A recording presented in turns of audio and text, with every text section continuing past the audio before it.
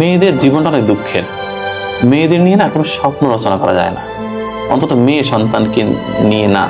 কেননা মেয়েরা আসলে তার জীবনের কোনো কুল কখনোই ঠিক রাখতে পারে না।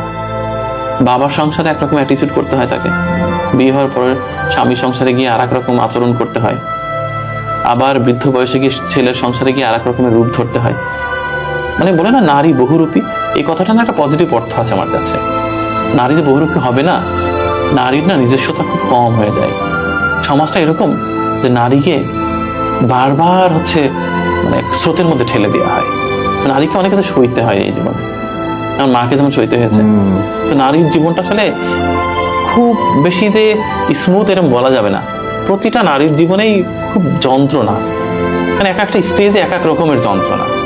এই যন্ত্রণার কোনো সীমারেখা নেই। আমার তো মনে হয় প্রত্যেকটি নারী আসলে যন্ত্রণার মানে একেবারে বিশাল বড় একটা গোডাউন তৈরি করে রেখেছে হৃদয়ের ভিতরে। খুলে দিলে পৃথিবী প্লাবন হয়ে যাবে।